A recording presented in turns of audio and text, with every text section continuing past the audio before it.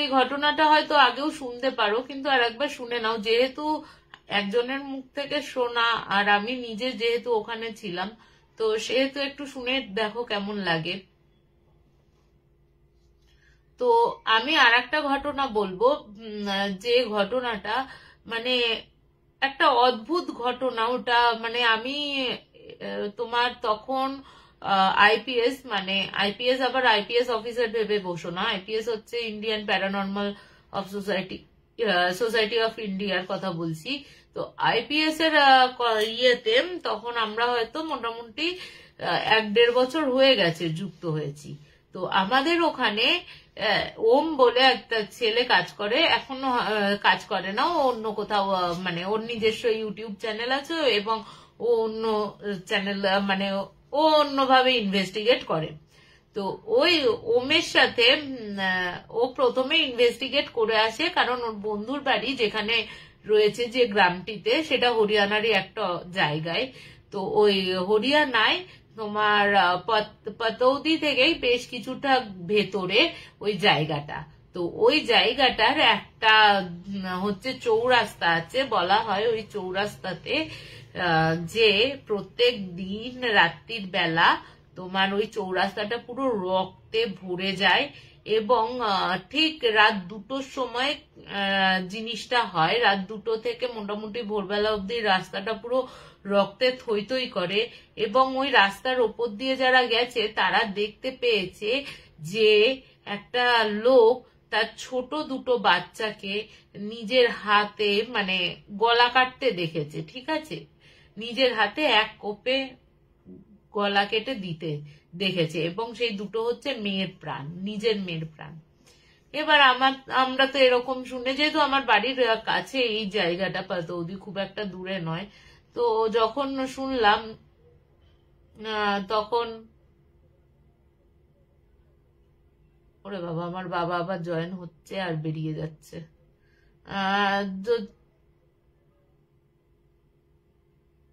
এখন আবার দাঁড়াও, আমি তোমাকে তুমি যদি আমার ভিডিওটা দেখো বাবা, আমি তোমাকে একটু বাদে কল করছি, ঠিক আছে? তো বলে রাখি, হ্যাঁ অরিত্র ঢুকেছে, এইটুকু আমি বলে রাখছি, দুপুরের মধ্যেই ঢুকে গেছে, তো একটু বাদে কল করব তোমাকে। তো যাই হোক, তো এই কথা শোনার পর আমি ভাবছি এ আবার হয় না কি, কি ব্যাপার, এসব ভুলভাল কথা। তো আমি প্রথমে ওমকে বলা হলো যে ঠিক আছে তুই আগে গিয়ে দেখে আয়। তো ওম না এসে পরের দিন দেখছি বেশ কিছুদিন ওখান থেকে যাওয়ার, ওরা বলে গেছিল যে এই টাইমে ও যাবে। তো বলে আসার বেশ কিছুদিন পর দেখছি যে ও কিন্তু আর আসছে না বাড়িতে। তো আসছে না মানে এখানে আসছে না আর কি। তো আসছে না কেন, তো ফোন করে জানা হলো যে ওর প্রচন্ড জ্বর হয়েছে, প্রচন্ড জ্বর হওয়াতে তোমার তার জন্য সে অসুস্থ, এলো না। তো ও যখন সুস্থ হয়ে এলো তখন ও ঘটনাটা বলছে যে ও যখন ইনভেস্টিগেট করতে গেল ওই বন্ধুর গ্রামের কাছে, তো ঘটনাটা হচ্ছে ওই গ্রামেরই একটা প্রান্তে মানে চৌরাস্তা আছে, একটা রাস্তা হচ্ছে ওর হাইওয়ের ওপর কানেক্ট করে, আর একটা রাস্তা হচ্ছে, 2টো রাস্তা হচ্ছে গ্রামের দিকে যায়, 2টো গ্রামের মধ্যে যোগাযোগ করে, আর একটা রাস্তা কিছুটা গিয়ে আধা রাস্তা হচ্ছে, আর একটা তৈরি হবে। তো ওই যে রাস্তাটা তৈরি হচ্ছে ওই রাস্তার ওখানে একটাই বাড়ি ছিল আর কি, মানে ওরা যখন দেখেছে তখন ভাঙাচোরা অবস্থাতে রয়েছে। সেই ভাঙাচোরা অবস্থাতে যে বাড়িটা রয়েছে ওই বাড়িরই একটা কাহিনী। তো ওই বাড়িতে নাকি পর স্বামী স্ত্রী ছিল, স্বামী স্ত্রী তার মানে জয়েন্ট ফ্যামিলি ছিল, কাকা ছিল মানে বউটার দেওর ছিল, শ্বশুর শাশুড়ি ছিল, আর স্বামী স্ত্রী এরা ছিল। প্রথম বাচ্চা মেয়ে হয়, দ্বিতীয় বাচ্চাও মেয়ে হয়, এই করে করে মোটামুটি যখন 5টা বাচ্চা মেয়ে হয়, তখন দেখো এখনো হচ্ছে, আমি এখানে যেহেতু থাকি সেহেতুটা আমি দেখেছি নিজে, এটা যে ছেলে হলে তুমি খুব লক্ষ্মী, মানে তোমার বাড়িতে লক্ষ্মী আসবে, মানে আসবে, মানে বলা হয় যে মানে ছেলে একেবারে বংশের প্রতি, মেয়ে একদম বানের জলে ভেসে এসছে, এরকম ব্যাপার। মানে মেয়ে বাচ্চা দিতে গেলে মাদের কোনো যন্ত্রণা ভোগ করতে হয় না, আর যত ছেলে হলে যত কষ্ট ভোগ করতে হয়, এটা সবারই, এটা মানে এটা সব জেনুইন, মানে মোটামুটি ধারণা এখানকার লোকেদের। মানে ছেলে মানে বিশাল ব্যাপার, সে ছেলে চোর ছ্যাচর ডাকাত মেথর যাই হোক না কেন, মানে ছেলে হয়েছে মানে বিশাল ব্যাপার সব বাড়িতে।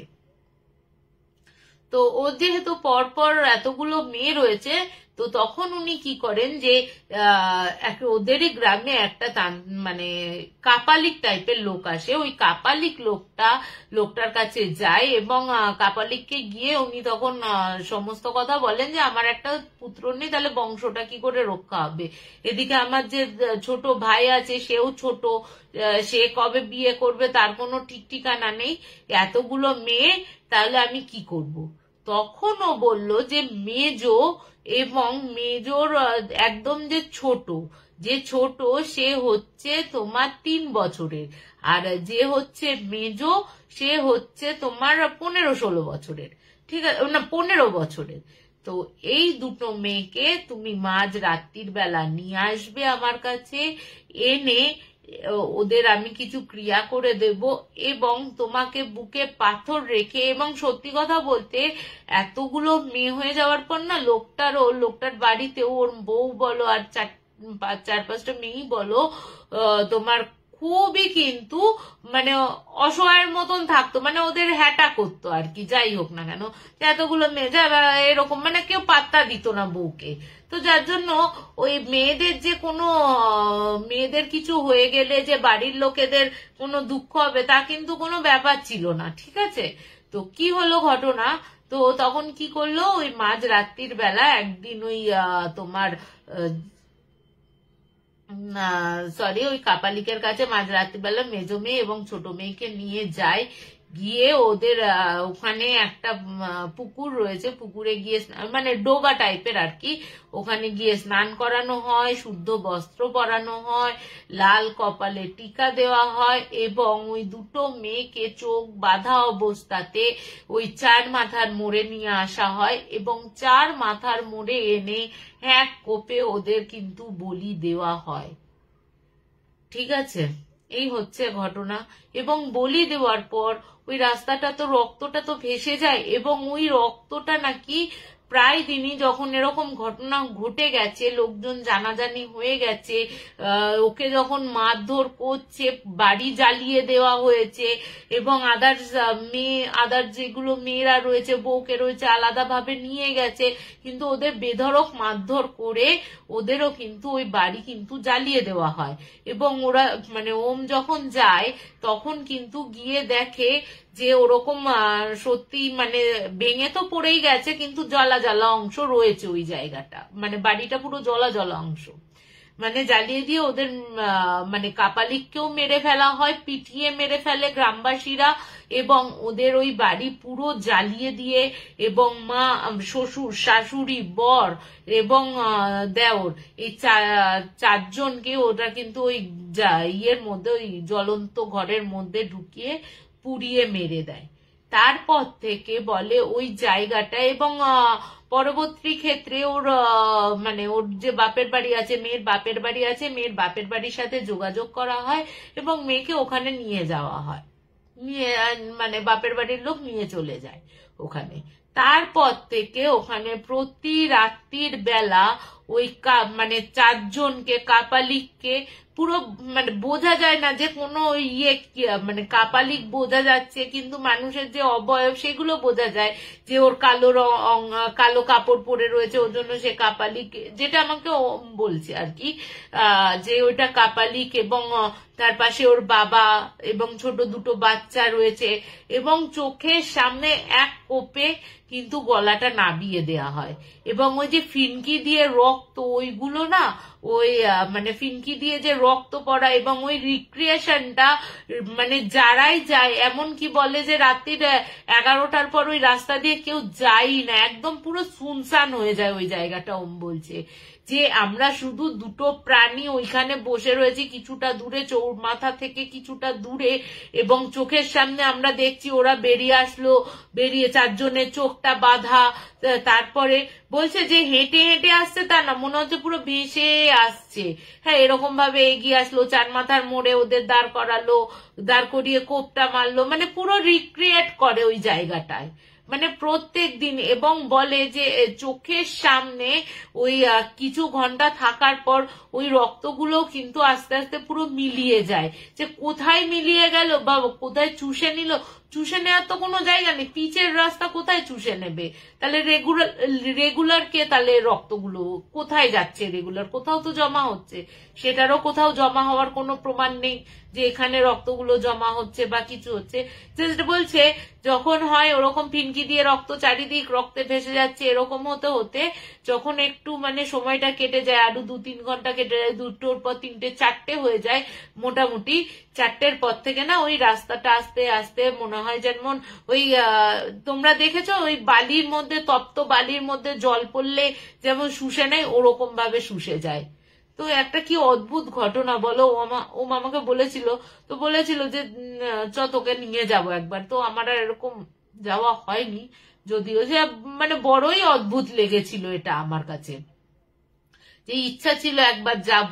তো এখনো নাকি ওম রিসেন্টও ওমের সাথে আমার কন্ট্যাক্ট হয়েছে, তো ওম বলছে আমি রিসেন্টও গেছি কয়েকজনকে নিয়ে, এখনো অবধি ওই ক্রিয়েটটা এখনো অবধি হয় ওদের ওই জায়গাটা, বহু পুজো আশ্রা, বহু তান্ত্রিক, বহু এমনকি ওই চার মাথার মাঝে মানে একটু দূরে না, মানে একটু পাশে একটা শিব মন্দির, হনুমানজির মন্দির সব রাখা রয়েছে, কিন্তু তাতেও কোনো পরিবর্তন হয়নি। তো যাওয়ার ইচ্ছা থাকলো, যে 1.5 বছরের মাথায় এরকম একটা ঘটনা ও নিজে শুনে নিজে ভয় পেয়ে যাবে, ও একটা নিজে ইনভেস্টিগেটর হয়ে ভয় পেয়ে জ্বর এসে যাবে, মানে ও নিজেও কল্পনা করতে পারেনি। তো ইচ্ছা আছে ওই একবার দেখার, যে সত্যি আদৌ হয় কিনা। বলছে যে তুই খালি চোখে, তোর কোনো ক্যামেরা লাগবে না, তোর কিচ্ছু লাগবে না, জাস্ট তুই খালি চোখে দেখতে পারবি এই জিনিসগুলো। মানে কত রকম অদ্ভুত বলো। 2025-26 হতে 25 মানে মার্চ, এটা 26 আসতে চললো, সেইখানে দাঁড়িয়ে এই ক্রিয়েট গুলো কি করে হয়?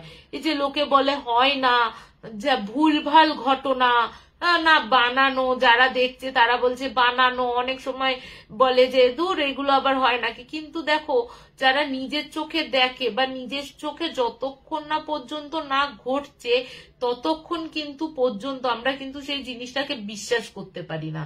তখনই আমরা বিশ্বাস করি যখনই কিনা তোমার যখনই বিশ্বাস করি যখন কিনা আমাদের নিজের সাথে ঘটে জিনিসগুলো, তবে গিয়ে বিশ্বাস করি।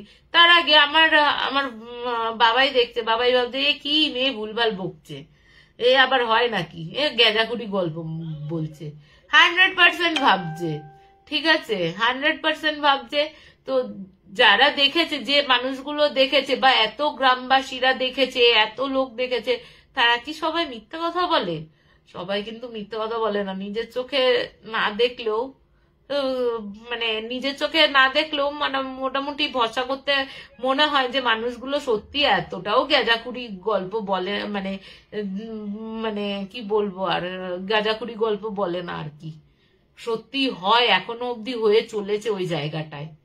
তো যাই হোক, এটা একটা বললাম। কেমন লাগলো ঘটনাটা আমাকে জানিও।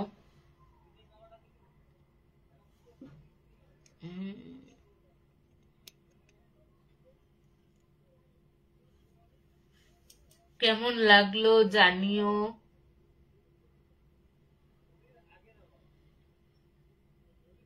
বাবা তুমি কি এখনো দেখছো? তাহলে চলে যাও,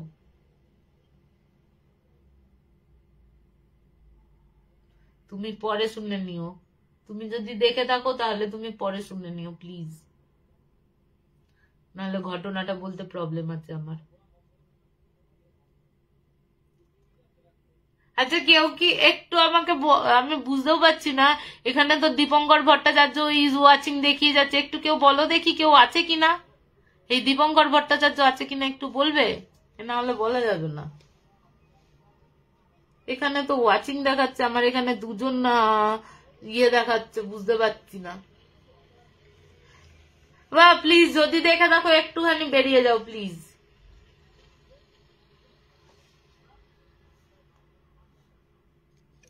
কোনো কমেন্টও বুঝতে পাচ্ছি না।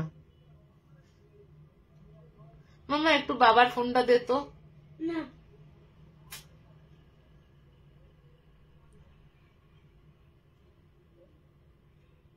তুমি পরে শুনে নিও, আমি আমি তোমাকে ইয়ে করছি।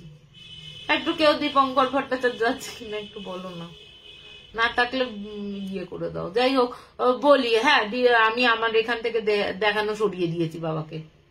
যাই হোক দেখতে পাচ্ছি না এখন, কোনো ওয়াচিং দেখতে পাচ্ছি না, পরে কথা বলছি তোমাদের সাথে। তো এই ঘটনাটা হচ্ছে তোমার রাজস্থানেরই একটা জায়গায়। তো ওরা আইপিএস এর সাথে যোগাযোগ করেছিল, ওখানকারই যে একটা গ্রাম আছে, গ্রামটার নাম আমি ভুলে গেছি যথারীতি, পরে নেক্সট লাইভে আমি বলে দেবো নামটা। তো নাম ওই গ্রামটাতে হরিয়ানারে আমার বাড়ির কাছেই, বেশি দূর না এখান থেকে, জাস্ট এই 5-10 কিলোমিটারের মধ্যে, রেওয়াড়ির দিকে। ঠিক আছে, ওখানে একটা গ্রাম আছে। তো ওই গ্রামটাতে একটা বাড়ি আছে, যে বাড়িটা হচ্ছে মাঠের কিছুটা অংশ জুড়ে, তার সামনে রাস্তা আছে। ওই বাড়িটা হচ্ছে একটু মানে গ্রাম থেকে একটু এই মানে মেন রাস্তার দিকে। তো ওই গ্রাম বাড়িটা থেকে বলা হয় যে প্রচন্ড কান্নার আওয়াজ পাওয়া যায়, এবং ওই বাড়িটাতে বিশেষ করে রাত্রির বেলা কেউ যদি যায়, কান্নার আওয়াজটা দিন নেই রাত নেই দুপুর নেই সবসময় শোনা যায়, যেন কেউ কোকিয়ে কোকিয়ে কেউ কাঁদছে। ঠিক আছে, আর তোমার দেখা যায় যে আর যেটা দেখা যায় সেটা হচ্ছে একটা বয়স্ক মানুষ এরকম ঘাড় কাত করে, আর পাটা দেখা যায় না, শুধু ঘাটটা বোঝা যায়, এরকম বোঝা রয়েছে। আর এই হাফ পোর্শনটা, শুধু মাথা থেকে এই হাফ পোর্শনটা বোঝা যায়, পায়ের পা কিছু বোঝা যায় না, শুধু এরকম করে হাত নেড়ে নেড়ে ডাকে।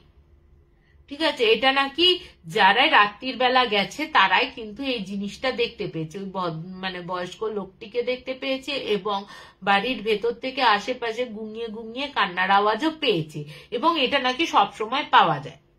তো গ্রামের যে প্রধানের ছেলে, সে আবার দিল্লিতে তোমার পড়াশোনা করতো, সে তো ছোটবেলা থেকে এই গ্রামের এই বাড়িটার কথা শুনেছে।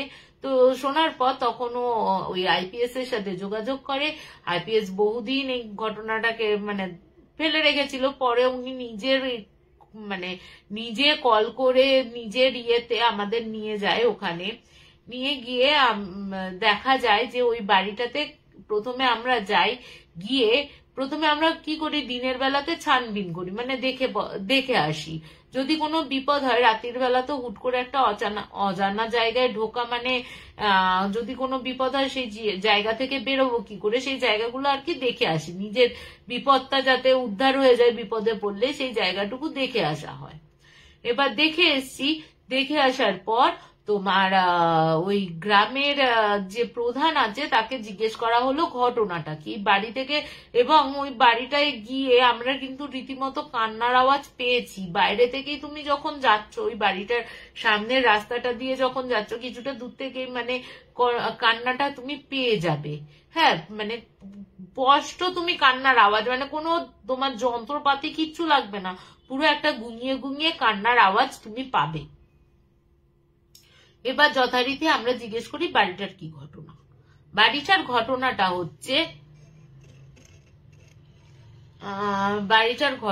হচ্ছে ওই বাড়িতে ওই জায়গাটা আগে একটু চাষের জমি ছিল, এবং ওই চাষের জমিটা একজনরা কেনে, এবং কেনার পর ওই জায়গাটা ওনারা চাষের জায়গা না ইয়ে করে ওই জায়গাটা অল্প একটু জায়গা নিয়ে, মানে বেশি বড় বাড়ি না কিন্তু, সামনে অল্প উঠোন আছে, একটা পাশে কুয়ো রয়েছে এবং একতলা বাড়ি।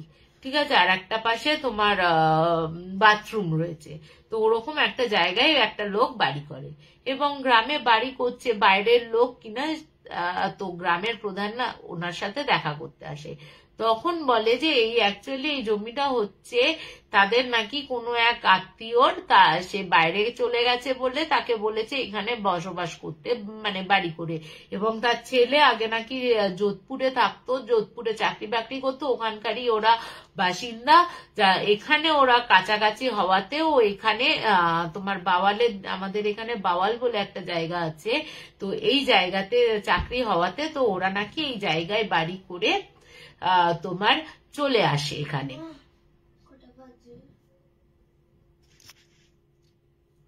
9:27।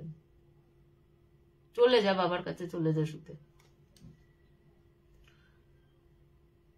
চলে যা বাবার কাছে। তো এবার বলি, তো বাওয়ালে এবার ওরা তখন কি করে, তো ওরা তখন আসে এবং বলে রাখি ওই ঠিক আছে এই দিক দিয়ে, এই পাশ দিয়ে চলে যাও, ঠিক আছে। তো তোমার বলে রাখি যে ওই বাড়িতে আসে হচ্ছে স্বামী স্ত্রী, যা আস্তে করে দরজা খুলবি।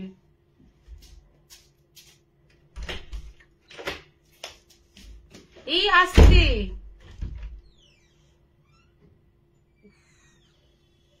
সত্যি মানে বাচ্চা কাচ্চা থাকলে আর এরকম ঘটনা বলা সম্ভব?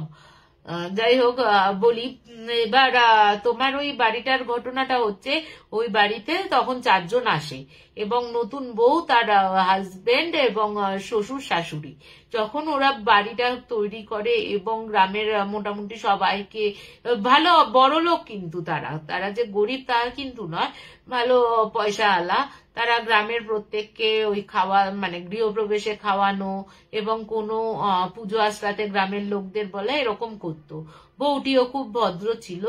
কিন্তু একদিন দেনেন দেয়ার একদিন ওরা দেখলো যে পুরো বাড়িটা তালা মেরে ওরা কোথায় চলে গেছে। এবার গ্রামের লোক যাতায়াতের সময় দেখেছে যে ওরা তালা মেরে চলে গেছে। এবার দিনের পর দিন এরকম ঘটনা ঘটছে। কিন্তু হঠাৎ করে একদিন যখন তোমার একটা লোক বলছে যে ও কিছু একটা করার জন্য, মানে ইয়ের লোক রয়েছে, পাগল টাইপের না, ওই ভবঘুরে টাইপের লোক হয় না, ওই তোমার ছাগল ফাগল চড়াতে আসে অনেক সময় আশপাশের ইয়ে থেকে, ওরকমই ওই লোকটা ওই ছাগলকে খাওয়ানোর জন্য একপাশে তোমার খেতি ফেতি রয়েছে আর একদিকে কি হলো, দাঁড়াও আবার বলছি।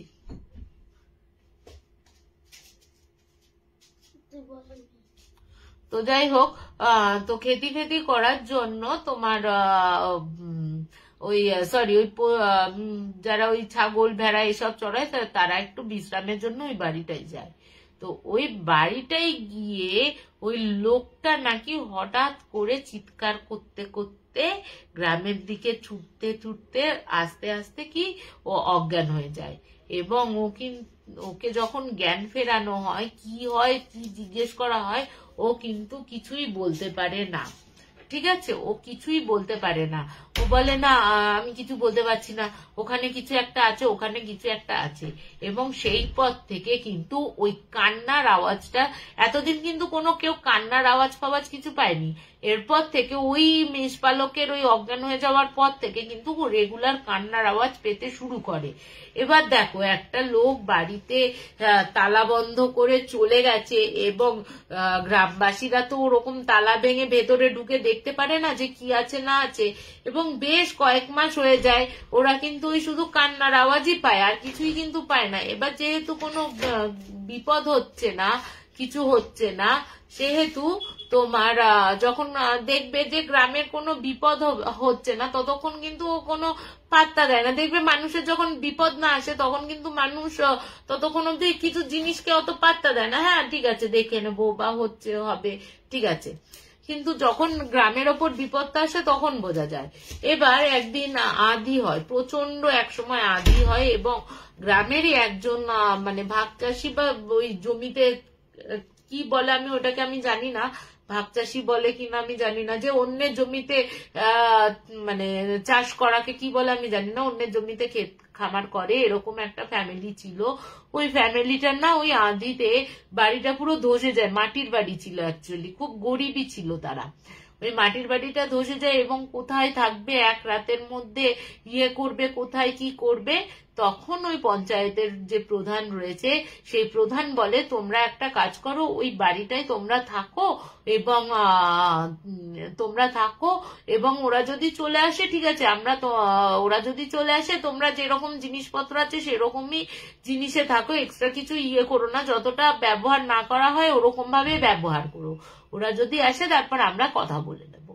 তো উনি তো ওনাকে ওই বাড়িটাই থাকতে দেন, ওরা তো সবাই মিলে তালা ফালা খুলে মেজে বিছানা করে। এবার বলে রাখি বাড়িটাই হচ্ছে মেয়েটি প্রেগনেন্ট মহিলা, তার বাড়িতে স্বামী রয়েছে, ননদ রয়েছে,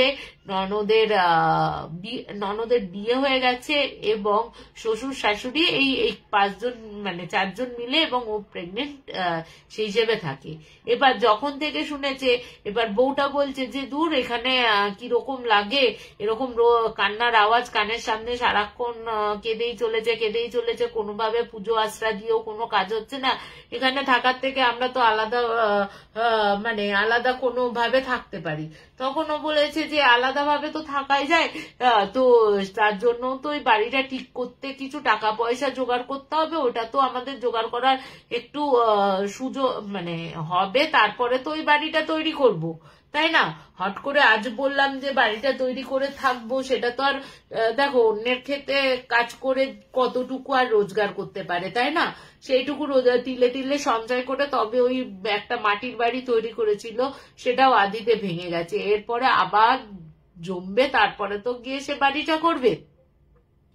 এবার তখন ওই লোকটা তার বউটাকে বলছে তুমি কিন্তু ওই জিনিসগুলো ভেবো না, যে ওই জিনিসগুলো যে কান্নার আওয়াজ এগুলোকে অত পাত্তা দিও না, হতে পারে কিছু একটা রয়েছে, তো তোমার তো কোনো অসুবিধা করছে না। এই করতে করতে করতে করতে বাচ্চা হলো, বাচ্চাটা ছেলে হলো, বাড়িতে তো খুব আনন্দ, ছেলে হয়েছে একমাত্র নাতি বলে কথা। এবার ছেলেটার কোনো প্রবলেম ছিল না, কোনো কিচ্ছু ছিল না, ছেলেটার যখন 7 মাস বয়স, এবার বলে রাখি আমাদের এখানে না লোকগুলো একটু বোধহয় লম্বা লম্বা বলে এদের ঘর বাড়ির হাইট গুলো বেশ লম্বা লম্বা হয়, আমাদের যেমন একটু সিলিং ছোট হয় না, এদের আমার যে দরজা আছে, আমার দরজার হাইট প্রায় 7.5 ফুট হাইট, বুঝলে তো? ভাবো লোকগুলো অত লম্বা, এখানে লোকগুলো বিশাল লম্বা লম্বাও আছে বাবা, আমি তাদের কাছে লিলিপুটের মতন অবস্থা। তো ভাবো ওই ওরকম ওদের ঘরগুলো লম্বা লম্বা, এবং রান্নাঘরটাই না এরকম বাঁশ দিয়ে এরকম করে লাগানো ছিল। হ্যাঁ, তো এবার ওরা একদিন শুয়েছে, মা বাবা বাচ্চাটাকে নিয়ে একটা ঘরে শুয়েছে, আর একটা ঘরে রয়েছে হচ্ছে তোমার স্বামী স্ত্রী। এবার গরমকাল হওয়াতে কি করেছে, ওই যে বয়স্ক লোকটা সে কিন্তু ওই খাটিয়া পেতে, এখানে লোকেরা খাটের ছাদে একটু সামনে যদি তোমার উঠোন মতন থাকে, ওই উঠোন ফুটনে না ওরা খাটিয়া ফাটিয়া পেতে শুয়ে থাকে রাতের বেলাতেও। তো তোমার ওই বয়স্ক লোকটা ওরকম খাটিয়া পেতে বাইরে শুয়ে রয়েছে। এরপরে ভোরবেলাতে তো ওই গ্রামের লোকেরা মোটামুটি রাত থাকতে থাকতে জল ফল দেয়া ইয়ে করে এরকম আসে, তো ওই মহিলাটাও ওটা অভ্যাস ছিল আর কি, ওই যে বয়স্ক মহিলা। তো এরপরে বয়স্ক মহিলাটা যখন উঠে রান্নাঘরে কিছু একটা করতে গেছে, কি করতে গেছে জানে না, কি করতে গিয়েও তখন চিৎকার করে অজ্ঞান হয়ে পড়ে যায় মাটিতে। তো ওনার চিৎকার শুনে ছেলের বউ হাজবেন্ড উঠে পড়ে দেখে যে এরকম, উঠে পড়ে প্রথমে খেয়াল করে বাচ্চাটা নেই, বাচ্চাটা কোথায় গেল। এবার ওনার হাজবেন্ড দেখছে যে বউটা পড়ে রয়েছে। এবার উনি ওনার কাছে গিয়ে যে ওপরের দিকে এরকম ভাবে তাকিয়েছে, দেখছে ওই 7 মাসের বাচ্চাটা না ছোট্ট একটা দড়ির সাথে, ওই যে বাঁশ লাগানো ছিল ওই বাঁশের সাথে না ওই গলায় দড়ি বেঁধে ঝুলছে। তুমি ভাবো মানে আমি এতটা মোটামুটি লম্বা হাইটের, একটা 7 মাসের বাচ্চার হাইট কত হতে পারে, ওই অত উঁচুতে যে স্বাভাবিক আমার হাজবেন্ডও হাত পায় না সব মানে এই দরজাগুলোতে, সেইখানে ওই অত উঁচুতে গিয়ে একটা বাচ্চাকে নৃশংস ভাবে গলায় দড়ি দিয়ে রেখেছে, এবং বডিটা না হাওয়ায় এরকম ভাবে দুলছে জানো তো, গলায় দড়ি দিয়ে এরকম। ওই বিভৎস দেখে, ওই বাচ্চাটার ওই বিভৎস অবস্থা দেখে তো ঠাকুমার অজ্ঞান হয়ে যায়। ওর মা তো ওখানেই, ওই যে বডিটা দেখলো, দেখার সাথে সাথে ওর মায়ের কিন্তু ওখানেই মৃত্যু ঘটে। ওর মাও কিন্তু একই দিনে মারা যায়, ওই দৃশ্যটাই নিতে পারেনি আর কি। তারপর থেকে না ওর ঠাকুমাটাও কেমন যেন একটু খ্যাপাটে খ্যাপাটে হয়ে গেছিল, মানে ওই যে এক রত্তি, তুমি একটা কল্পনা করো না, মানে একটা পুতুলকেই তুমি ভাবো না, তুমি ওই ছোট্ট পুতুলগুলো আছে তাকে যদি গলায় দড়ি দিয়ে ওই ঝুলিয়ে টুই টুই করে হাওয়াতে দোলে তোমার কেমন লাগবে দেখতে, তাহলে সে একটা বাচ্চা। তো ঠাকুমাও একটু মাথাটা খারাপ হয়ে গেছিল। তো তারপরে যথারীতি ওর মা আর বাচ্চাটার তো একই সময়ে, বাচ্চা ছেলেটির তো একই সময়ে কাজ হয়। কাজ হওয়ার পর ওদের কোনো প্রবলেম হচ্ছিল না, কিন্তু মাঝে সাঝে কি মনে হতো ওদের বাড়িতে, ওই মনে হতো বাচ্চা কখনো কেঁদে উঠলো, কখনো ওর পায়ের আওয়াজ, এরকম নাকি আওয়াজগুলো পেত ওর, মানে যারা যে স্বামী ছিল সে, শ্বশুর শাশুড়ি ননদ, এরা কিন্তু পেত। ঠিক আছে, এরপরে কি হলো, হঠাৎ একদিন করে দেখা যাচ্ছে যে চিৎকার, বাড়িতে চিৎকার চেঁচামেচি, কি হয়েছে, আশেপাশের লোকজন বেরিয়েছে, ক্ষেতের লোকজন গুলো রয়েছে যারা চাষ করছে তারা এসছে, কি হয়েছে না, যে বয়স্ক মহিলা তাকে পাওয়া যাচ্ছে না, তাকে পাওয়া যাচ্ছে না। চারিদিকে সারা গ্রাম খোঁজ খোঁজ, একটু তো মাথা তো খারাপ হয়ে গেছিল, চারিদিকে খোঁজ খোঁজ খোঁজ খোঁজ, কিন্তু কোথাও পাওয়া যায় না। কিন্তু পরের দিন সকালবেলা ওদের এই উঠোনের পাশে একটা কুয়ো রয়েছে, ওই কুয়োতে ওর ঠাকুমার বডি ভাসতে দেখা যায়। মানে জাস্ট কাজ হওয়ার 1 মাসও হয়নি, ওদের মা ছেলের একসাথে শ্রাদ্ধ হয়েছে, ওই শ্রাদ্ধের কাজও 1 মাসও হয়নি, তার মধ্যেই কিন্তু ঠাকুমার ওই পুকুরে বলছি, কুয়োতে পড়ে মৃত্যু হয়। তুমি ভাবো একবার, মানে কি মর্মান্তিক, ওই বাড়িতে কিরকম মৃত্যুগুলো ঘটছে। তারপরে তো যথারীতি মায়েরও কাজ করা হয় যতটুকু সম্ভব। ওরা তাহলে বাড়িতে এখন ননদ থাকলো, ননদ থাকলো, ওই দাদা থাকলো, আর বাবাটা বেঁচে থাকলো। যথাক্রমে কোনো রকমে দিন কাটছে ওদের, দুই মানে বাবা ছেলেতে মিলে কাজ করে, ইয়ে করে। যতই হোক বাড়িতে এরকম পরপর মৃত্যু, মা বউ মানে দুজনেই অত্যাধিক প্রিয় তাদের কাছে, তাদের চলে যাওয়া মানে তারাও মেনে নিতে পারেনি এরকম ভাবে, সন্তান, তাদের একমাত্র সন্তানের এইভাবে মর্মান্তিক পরিণতি কিন্তু তারা মানতে পারেনি। এরপরে একদিন বলছে যে ওর খুব গরম পড়েছে, তো ওর বাবা একটা মানে খাটিয়া পেতে সামনে শুয়ে রয়েছে। এবার বলছে, ওর বাবা বলছে যদি ধরো ওই বউটা পড়ে যেত, মানে যখন গ্রামবাসীদের বলছে যে ওই বউটা মানে ওর বউ যদি, শাশুড়িটা যদি কুয়োতে ঝাঁপি মারতো তাহলে তো শুনতে পেত, ও তো বেশি দূরে নেই, কারণ উঠোনটা, আমি পরে আসছি, আমি যেরকম দেখেছি আমরা সেটা পরে বলছি, উঠোনটা বেশি চওড়া নয় এবং খাটিয়াটা বেশি দূরেও কিন্তু নেই কুয়ো থেকে। একটা তো মানুষ পড়ে যায়, যদি পড়ে গিয়েও থাকে তাহলে একটা যে তোমার ইয়ে রয়েছে, ঝুপ করে আওয়াজ হবে বা জলের আওয়াজ হবে, সেরকম তো আওয়াজ হয়, সেরকম কিন্তু কোনো আওয়াজ ওই দাদু পায়নি। এবং ওই দাদুর কিন্তু ঘুম কিন্তু ছিল মানে খুব হালকা, মানে একটু আওয়াজই কিন্তু পেত। যেমন ওই নাতি যখন ওই গলায় দড়ি দিয়ে ঝুলছে ওই সময়ও যেমন কোনো আওয়াজ পায়নি, ঠিক তেমনই কিন্তু তোমার ওনার স্ত্রী যখন কুয়োতে পড়ে যায় তখনও কিন্তু কোনো আওয়াজ পায়নি। এরপরে যখন এরকম অবস্থা, তখন ওর ছেলে বলে যে তুমি এক কাজ করো বাবা, তুমি আর বাইরে শুয়ো না, তুমি গরম পড়েছে জানি, কিন্তু ভেতরেই তুমি শো, হ্যাঁ তুমি আমার কাছে শো, বোন মাটিতে শুয়ে পড়ুক। কিন্তু ওর বাবা কোনোভাবেই রাজি হয় না এবং ও বাইরে গিয়ে শোয়, এবং যে যার মতন ভাই বোন তো যে যার মতন শুয়ে পড়েছে। পরের দিন সকালবেলা পরের দিন সকালবেলা তোমার মানে পুরো গ্রামবাসী দেখতে পায় ওর বাবাকে পুরো ঘাটটাকে কে যেন পেছনের দিকে করে দিয়েছে, হাতগুলোকে এরকম সোজা তো এরকম পেছনের দিকে করে দিয়ে পা গুলোকে ভেঙে এবং মানে পুরো ঘাটটা এরকম ঘুরিয়ে দিয়ে এরকম ভাবে শোয়ানো রয়েছে, মানে আমার পেছনটা যদি সামনে হয় এরকম ভাবে থাকে ওরকম ভাবে মেরে ফেলে রেখে দিয়েছে। মানে কি অদ্ভুত ব্যাপার বলো। তারপরে ওরা কিন্তু আর কোনো মানে এরকম এত মর্মান্তিক পরিণতি পোস্টমর্টম পুরো হওয়াতে না ভাই বোন মানে নিজেরাও পাজল হয়ে গেছিল।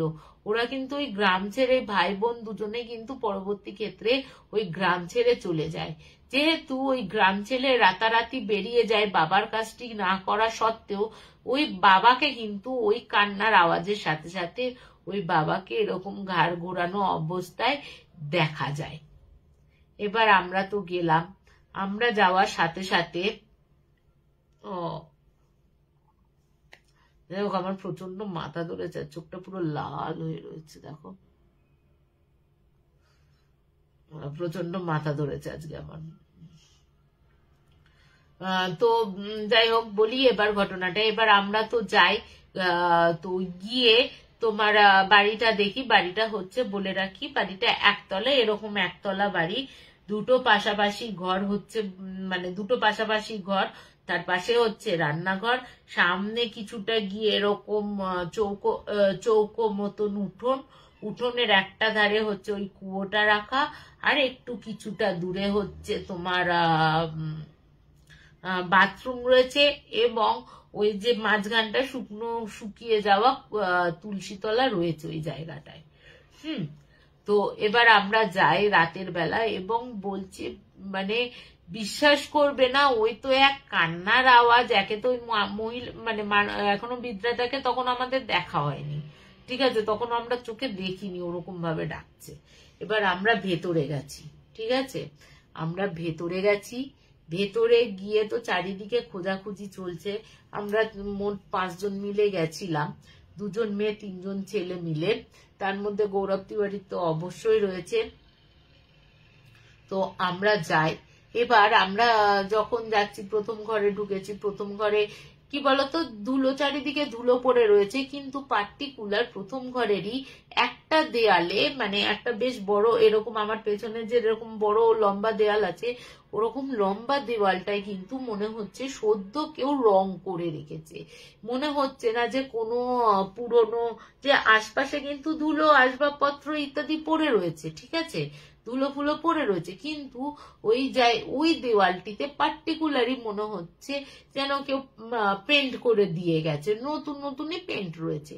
এবং ওইখান থেকেই বিশেষ করে আমরা তো দূর থেকে করতে করতে কান্নার আওয়াজটা শুনতে শুনতে এগিয়েছি, এবং ওই দেওয়াল থেকে পরিষ্কার পরিষ্কার কান্নার আওয়াজ আমরা কিন্তু শুনতে পেয়েছি। এবার যথারীতি আমরা কি করি, সবাই কিন্তু সব মানে বিভিন্ন জায়গায় ভাগ হয়ে যায় যাতে বিভিন্ন ভাবে ধরা পড়তে পারে, ঠিক আছে, সবাই এক গ্যাদারিং হয়ে তো কোনো লাভ নেই। তো 2 জন আর 2 জন যাই হচ্ছে রান্নাঘরের ওখানে। এবার যখন ওরা রান্নাঘরটা ঠেলেছে, ঠিক আছে, 2টো ছেলে মেয়ে, আমরা কিন্তু দেখতে পাইনি, ঠিক আছে, 2টো ছেলে মেয়ে ঢুকেছে, মানে রান্নাঘরটা ঠেলতেই ওরা যখন টর্চটা এরকম এরকম করে দেখছে রান্নাঘরে, যখন ওপরের দিকে ফেলেছে, ওরা নাকি দেখছে একটা 7-8 মাসের বাচ্চা ওরকম ভাবে গলায় প্যাচ লাগিয়ে এরকম মাথাটা নিচু করা, আর হাত পা এরকম ছোট্ট ছোট হাত পা এরকম ছড়ানো, আর এরকম হাওয়া এরকম করে দুলছে। ওই দেখে ওরা চিৎকার করে, দুজনেই চিৎকার করে বাইরে বেরিয়ে আসে। এবার ওদের চিৎকার শুনে আমরা অবাক হয়ে গেছি যে ওরা কেন চিৎকার করে বেরিয়ে আসলো। এবার আমরা তো বাইরে বেরিয়ে আসি ওদের চিৎকার শুনে। চিৎকার শোনার পর যখন জিজ্ঞেস করি কি হয়েছে, ওরা তখন মানে কোনো কথা বলতে পারছে না। একটা হয় না যে এরকম টর্চ চারিদিকে আমি মারছি, সত্যি হয়, কিন্তু এরকম দেখো তুমি অন্ধকার ঘরে টর্চ মারতে মারতে ওরকম আকস্মিক কেউ যদি ঝোলা অবস্থায় থাকে তার মানুষের কি অবস্থা হয় তোমরা ভাবো একবার। তো ওরা ওরকম দেখেছে। তো আমরা সঙ্গে সঙ্গে ভেতরে যাই, কিন্তু কিছুই দেখতে পাই না। মানে কিছুই দেখা যায় না আর কি। ওরা যেমন দেখেছে সেরকমই ঝুলঝুল, ওরা যখন দেখেছে ওই কাঠ থেকে ঝুলছে, আমরা কিছুই দেখতে পাইনি। তো আমরা চলে আসি, চলে আসার পর তখন না ওই বলছে যে ঠিক আছে তোরা ওইদিকে যাস না, একটা এই দিকটায় একটা জিনিস আছে। তো বলছে বিশ্বাস করবে না, আমরা যখন যাই ওই কানটা জাস্ট এরকম ভাবে আস্তে করে, জাস্ট এরকম ভাবে ঠেকানো না, আস্তে করে কেউ যেন মানে সেই যোধপুরি ভাষায় একটা ওদের সেই গ্রাম্য ভাষা হয় না, ওরকম ভাষায় কেউ যেন সাহায্য চাইছে। এটা আমরা পরে শুনেছি, মানে পরে জেনেছি আর কি। এই জিনিসটার মানে হচ্ছে হেল্প মি, মানে তোমরা আমাকে সাহায্য করো। এবার দেখো, এবার তো বোঝাই যাচ্ছে ভেতরে কি রয়েছে, তোমরাও আশা করি বুঝতে পারছো কি রয়েছে। এরপরে প্রধানের সাথে কথা বলা হয়, প্রধানকে বলা হয় এই জায়গাটা ভাঙতে হবে, কিন্তু এটা কিন্তু পুলিশের সামনে ভাঙতে হবে। তো এবার গৌরব গিয়ে কথাবার্তা বলে, এবার পুলিশ অবাক হয়ে যায়, আবার হয় নাকি। এবার পুলিশও এসছে, ঠিক আছে মেনে নিয়ে এসছে যথারীতি। আসার পর দেওয়াল ভাঙা হয়েছে, দেওয়ালে খুব সুন্দর ঘাগরা পরা একটা মহিলা, বোঝাই যাচ্ছে অল্প অল্প চুল রয়েছে, কঙ্কাল রয়েছে, তার মানে হাতে চূড়া ফুড়া দেখে বোঝা যাচ্ছে ঘাগরা পরিহিত একটা কঙ্কালের বডি পাওয়া যায় ওখান থেকে। তো বলছে যে ওই মানে ওই বডিটা উদ্ধারের পর তারপরে এর থেকে কিন্তু ওই বাড়িতে কান্নার আওয়াজটা পাওয়া যায়নি। তো তখন বলছে যে আপনারা, যখন আমাদের জিজ্ঞেস করা হচ্ছে আপনারা কি করে বুঝলেন, বলছে আমরা মানে গ্রামবাসীরাও বলছে এই কান্নার আওয়াজটা এই মহিলারই কান্নার আওয়াজ, এবং এই কান্নার আওয়াজটা কিন্তু আমরাও পেতাম, শুধু ওনারা গেছেন বলে তা নয়, মানে এটা বাইরে থেকেই শোনা যায়। তো আমরা তখন বললাম যে এরকম এরকম ব্যাপার, যখন ওই তোমার মানে দেয়ালের কাছটাতে আসতে কান দিতে এরকম এরকম কথা বলার আওয়াজও আমরা পেয়েছি। ঠিক আছে, খুব অস্ফুট স্বরে বলছে, কিন্তু বলছে যে হেল্প মি আর কি। তো বলছে মানে পুলিশও বলছে যে আমরা না, বিশ্বাস করো এরকম কাহিনী সত্যি, মানে আমি এত বছর চাকরি করছি, মানে ওখানকার যে ওসি আছে উনি বলছেন যে আমি এত বছর চাকরি করছি কিন্তু এরকম অদ্ভুত রহস্য আমরা কিন্তু জানতে পারিনি। এবার দেখো, এবার যথারীতি মেয়েটার তো পরিচয় পাওয়াই গেল, যে ওই মানে যে প্রথম যে মহিলাটা রয়েছে সেই মহিলাটার বডি, মানে যাদের বাড়ি আর কি তৈরি করা হয়েছে সেই মহিলার বডি, কিন্তু তাদের স্বামী তাদের হাজবেন্ড কোথায় থাকে না থাকে কিচ্ছু জানা গেল না। পরবর্তীকালে ওই বডিটা নিয়ে চলে যায়, বডিটা নিয়ে কি করে বোধহয় মানে যাই হোক যেটুকু বোঝা যায় আর কি, পোস্টমর্টম টাইপের কি আর করবে কঙ্কালের, ওইটুকু বোঝা যাওয়ার জন্য নিয়ে যায়। তারপরে গ্রামের মানুষরাই তার শেষকৃত্য সম্পন্ন করে। তারপর থেকে কিন্তু বাড়িটায় আর কোনো কান্নার আওয়াজ পাওয়া যেত না। এরপরে আমরা যখন ওরকম ওই কথাগুলো বলে বা পুলিশকে জানাবো বলে নিজেরা কথাবার্তা বলে বেরিয়ে এসছি, বেরিয়ে এসে কিছুটা হেঁটে হঠাৎ করে ওই আমার সাথে যে সঙ্গী মেয়েটি ছিল সে একদম আমার হাত ধরে দাঁড়িয়ে যায়। দাঁড়িয়ে যেতে এবার আমার তো হাতে টান লেগেছে, কি হলো তুই দাঁড়িয়ে গেলি কেন, কি হয়েছে? ও তখন হাতটা দেখিয়ে বলছে ওই দরজার দিকে তাকা। তো এবার বলে রাখি মেন গেট একটু মানে হাঁপিয়ে ওইখান থেকে দেখা যাচ্ছে যে এরকম ঘাড় মটকানো অবস্থায় এরকম একটা এরকম ভাবে ডাকছে লোক। তুমি ভাবো শুধু এইটুকু দেখা যাচ্ছে, আর কিন্তু নিচের অংশ হাত পাত কিচ্ছু না, সরি এইটুকু অংশ আর হাত এরকম এরকম করে ডাকছে। মানে আমরা এটা নিজেরা চোখে দেখেছি এবং আশেপাশে আমাদের যে 3টে ছেলে ছিল তারাও কিন্তু দেখেছে এটা। মানে কি মানে ভাবো, একটা জিনিস করতে গিয়ে আর একটা জিনিস মানে করা। তো পরবর্তী ক্ষেত্রে তো আমরা যখন আইপিএস এর অফিসে বসে আছি, বলে রাখি তো গ্রামের লোকেরাও কি করে ওই বাড়িটার মধ্যে না ওই লোকটারও একটা শেষ মানে ভালো করে পুজো আশ্রা ভালো মতন কাজকর্ম করে। তারপর থেকে নাকি ওই বাড়িটাতে আর কোনো প্রবলেম ছিল না, ওরকম তালামারা অবস্থাতেই ছিল, আর ওনাদের কাউকে দেখা যেত না বা কান্নার আওয়াজ কিছুই পাওয়া যেত না। একদিন আমরা আইপিএস এ বসে আছি এবং চারিদিকটা তো কাজ দিয়ে ঘেরা, এবং প্রায় আমরা বসতাম হচ্ছে 10 তলায়। 10 তলা বিল্ডিং এ নিচ থেকে ঢিল মারা তো সম্ভব না, এবং ঢিল ছুড়লেও তো কাঁচটা তো ভাঙবে। হঠাৎ করে মেঝের ওপর একটা এত বড় একটা খাবলা ইটের মধ্যে জড়ানো, মানে পাথরের মতন একটা কিছু সাদা ইয়েতে জড়ানো পড়লো। এবার যে কাছে ছিল সে তুলে দেখছে যে ওরকম একটা আদলা ইটের মতন রয়েছে। এবার আমরা তো চারিদিক তাকাচ্ছি যে কোথা দিয়ে এলো, কোথা দিয়ে পড়লো, কিন্তু আকাশ পুড়ে এলো না কোথা থেকে এলো বোঝা গেল না। তো ওই জায়গাতে ওই চিঠিটাতে ওই কিন্তু তোমার ওই যে মারা গেছে আর কি, তার স্বামীর বর্তমান ঠিকানা লেখা ছিল। পরবর্তী ক্ষেত্রে পুলিশে দেওয়ার আগে আমরা কিন্তু নিজেরা ওই বাড়িতে মানে ইনভেস্টিগেট করে আসি। ইনভেস্টিগেট বলতে একটা সমাজসেবীর কাজের ইয়েতে দুজনকে পাঠানো হয়। তো ওরা গিয়ে দেখে ওই বাড়িতে শ্বশুর বেঁচে রয়েছে, শাশুড়ি মা মারা গেছেন, এবং ওই লোকটা আবার বিয়ে করে 3টে সন্তানের পিতা সে। এবং পরবর্তী ক্ষেত্রে ওদের মানে পুলিশকে দেখানো হয়, পুলিশ যায়, পুলিশ এত বছর বাদে একটা কেসের মার্ডার কেসের মিস্ট্রি সলভ করে, মানে সলভ হয়তো আমরাই করে, ওই মহিলাটাই করে দিয়েছিল আমাদের, না হলে ওই অপরাধী অবধি ধরা কারোরই সম্ভব ছিল না। তো ওই রোহতক বলে এখানে একটা জায়গা আছে, ওই রোহতকের জায়গায় একটা কোম্পানিতে চাকরিও করছিল ছেলেটি, চাকরিও করতো।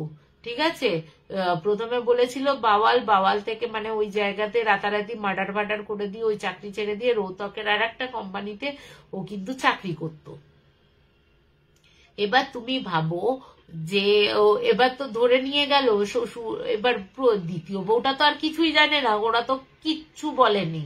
ঠিক আছে, দ্বিতীয় বউটাও তাদের বড় বড় সন্তান হয়ে গেছে, তারা অবাক হয়ে যাচ্ছে যে বাবার এরকম কাজ করতে পারে বাবা ঠাকুমা মিলে। এবং আশ্চর্যজনক ভাবে তোমরা বিশ্বাস করবে না, এই জেলের মধ্যেই কিন্তু হ্যাঁ শ্বশুর এবং বরের কিন্তু অস্বাভাবিক রকম ভাবে মৃত্যু হয়। এবং দেখা যায় যে ঘাটটা কিন্তু মানে পুরো মোটকে ভেঙে রেখে দিয়েছে। একজনকে পাওয়া যায় হচ্ছে বাথরুমে ঘাড় মটকানো অবস্থায়, আর একজনকে বিছানায় ঘাড় মটকানো অবস্থায় পাওয়া যায়। মানে নিজের হাতে নিজের খুনিদের শাস্তি দিয়ে তবে মেয়েটি শান্তি পেল। তো কেমন লাগলো এই ঘটনাটা? তো আজকে আমার প্রচন্ড মাথা ব্যথা করছে, আর তাকাতে পারছি না আমি অ্যাকচুয়ালি। তো কেমন লাগলো একটু বলো আমাকে। তো খুব অদ্ভুত লেগেছিল জানো তো এই ঘটনাটা, মানে এরকম আমার মনে হয় আমি যতগুলো দেখেছি তার মধ্যে ওয়ান অফ দ্য বেস্ট আমার কাছে লেগেছিল এই ঘটনাটা। যে কান্নার আওয়াজ, কোনো মেশিন পত্র ছাড়া, যে কোনো ইভিএম মিটার বলো, ডিজিটাল ভয়েস রেকর্ডার বলো, কোনো কিছু ছাড়া পরিষ্কার ওই কান্নার আওয়াজ প্রত্যেকে শোনা, এবং ওই 5 জনে মিলে ওই ঘাড় বেঁকানো ওই বয়স্ক মানুষটিকে দেখা, মানে বিশাল ব্যাপার।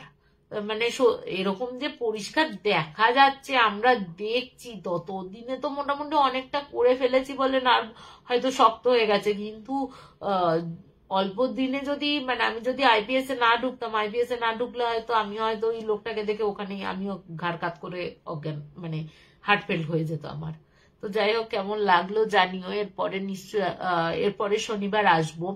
তো কেমন লাগলো, আজকে একটু শরীরটা ডাউন আছে এবং মাথাটা প্রচন্ড ব্যথা করছে আমার, তো জাস্ট ঘুমিয়ে পড়বো আমি গিয়ে। তো কেমন লাগলো একটু জানিও তোমাদের। খুব তাড়াতাড়ি দেখা হচ্ছে। গুড নাইট, খুব ভালো থেকো তোমরা। শুভরাত্রি, গুড নাইট।